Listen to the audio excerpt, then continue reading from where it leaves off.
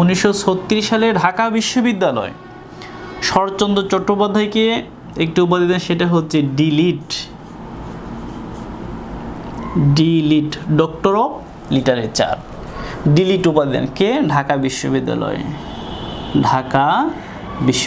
That means ডাবি, Dhaka বিশ্ববিদ্যালয় তাকে delete উপাধি দেন। তো এই ফেমাস কথা সাহিত্যিকের অন্যতম সেরা উপন্যাসের নাম হলো, আপনারা জানেন, দেবদাস নিয়ে কিন্তু সিনেমাও হয়েছে।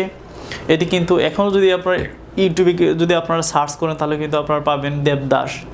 এছাড়া কিন্তু তার অন্যান্য আরও ফেমাস কিন্তু কি রয়েছে, উপন্যাস রয়েছে, যেমন শেষ প্রশ্ন।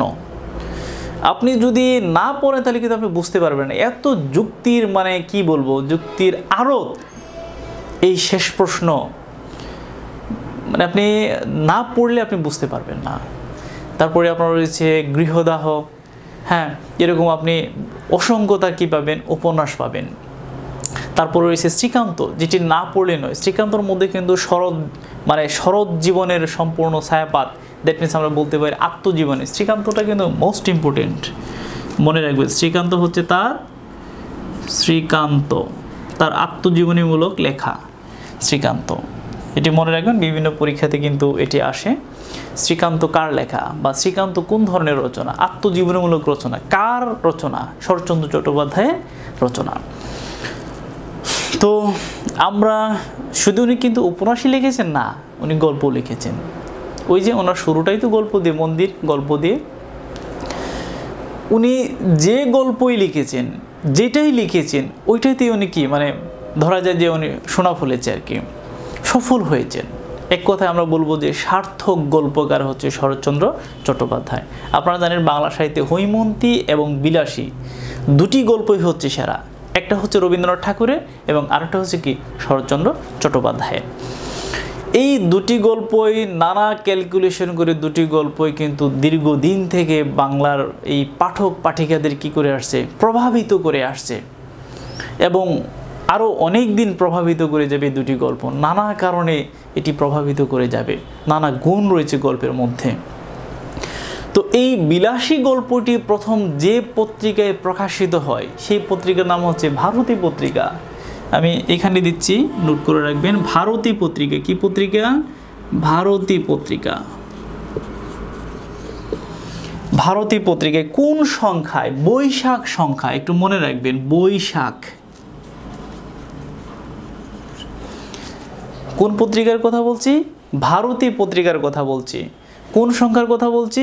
বৈশাখ সংখ্যার কথা বলছি। তাহলে নিশ্চয়ই এখন প্রশ্ন জাগতেছে যেটি কত সালে প্রকাশিত হয়েছিল? হ্যাঁ, এটি 1918 সালে, কত? 1918 সালে প্রকাশিত হয়েছিল। সাথে সাথে এইটাও একটু নোট করে রাখুন, 1918 সালে এটি প্রকাশিত হয়েছিল। কোন গল্পটি? আমি কিন্তু বিলাসী গল্পের কথা বলছি, বিলাসী গল্পের কথা বলছি।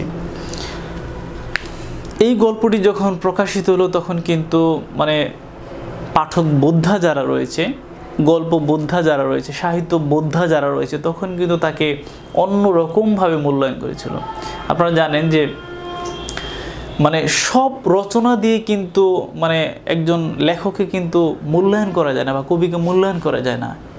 এর মধ্যে কোনো কোনো মানে গল্প কিংবা কোনো কোনো কবিতা থাকে মানে কবির জীবনের সেরা রচনা। এরকম একটি সেরা রচনা হলো কি বিলাসী গল্প। কার? শরৎচন্দ্র চট্টোপাধ্যায়ের। তিনি আরও লিখেছেন কিন্তু এটি হচ্ছে তার অন্যতম সেরা। এই গল্পের কেন্দ্রীয় চরিত্রের নাম হচ্ছে নেরা।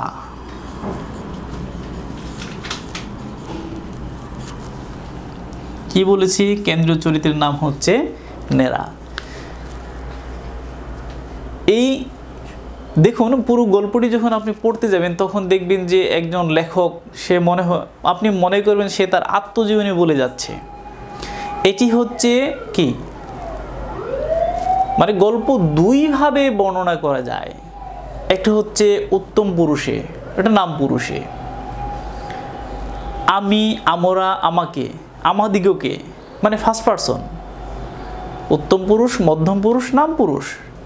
মানে আমি, আমরা, এটা দিয়ে যদি আমি দিয়ে যদি শুরু থাকে এটা উত্তম পুরুষ, এই গল্পটি লেখক নিজে আমি হয়ে গল্পটি বর্ণনা করেছে, তাহলে আপনি বুঝতে হবে যে এটি কোন পুরুষে বর্ণনা আছে, উত্তম পুরুষে বর্ণনা করা হয়েছে। পরীক্ষায় যদি প্রশ্ন আসে যে বিলাসী গল্পটি কোন পুরুষে লেখা হয়েছে, উত্তম পুরুষে লেখা হয়েছে। তো এই গল্পের দুটি চরিত্রই বিলাসী এবং মৃত্যুঞ্জয়, আপনারা জানেন এই দুটি চরিত্রই কিন্তু কালজয়ী চরিত্র। আপনি যদি বাংলা সাহিত্যের মানে যারা অনুদাশঙ্কর রায় থেকে শুরু করে তারাশঙ্কর বন্দ্যোপাধ্যায় থেকে শুরু করে মানিক বন্দ্যোপাধ্যায় থেকে শুরু করে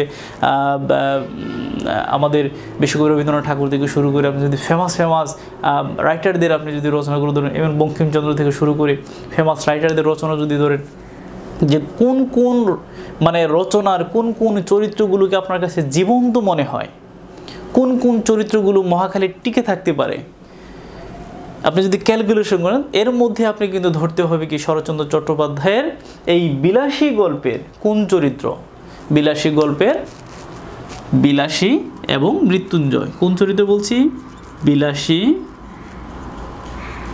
এবং মৃত্যুঞ্জয়, এই দুটি চরিত্র কিন্তু সেরা চরিত্র। কার কথা বলছি, শরৎচন্দ্র চট্টোপাধ্যায়ের কথা বলছি। তার আরও চরিত্র রয়েছে, কিন্তু সেই চরিত্রগুলোর মধ্যে আমি বলছি যে কালজয়ী কিছু চরিত্র আছে, যে চরিত্রগুলো নির্মাণ করে তিনি খ্যাতি অর্জন করেছেন। এরকমই দুটি চরিত্র হলো বিলাসী এবং মৃত্যুঞ্জয়। তার প্রত্যেকটা রচনার মধ্যে দেখবেন যে আপনার নিম্নবিত্ত অর্থাৎ লোয়ার ক্লাসের মানুষের যে জীবন পরিক্রমা, এই জীবন পরিক্রমা মানে অসামান্য মহিমায় কি হয়েছে, ফুটে উঠেছে তার রচনার মধ্যে। তো এখানে কিন্তু এই গল্পের মধ্যে কিন্তু এরকমই কিছু চরিত্র আমরা দেখতে পাই, অর্থাৎ মৃত্যুঞ্জয় এবং বিলাসীর যে প্রেমের কাহিনীটা মানে অসামান্য মহিমায় সেখানে কিন্তু ফুটে উঠেছে। তো আমি বিস্তারিত আলোচনা করব পরবর্তী ক্লাসে। আজকের এই পর্যন্তই থাকলো। আমাদের পরবর্তী সেকেন্ড ক্লাস দেখার জন্য সবাইকে আমন্ত্রণ জানাচ্ছি, এবং শেষ করব তার মৃত্যু তারিখ দিয়ে। নিশ্চয়ই আপনারা মৃত্যু তারিখ, এটা কিন্তু গুরুত্বপূর্ণ, আপনারা একটু নোট করে নেবেন মৃত্যু তারিখটা। কত সালে মৃত্যুবরণ করেছে একটু নোট করে রাখবেন মৃত্যু তারিখটা।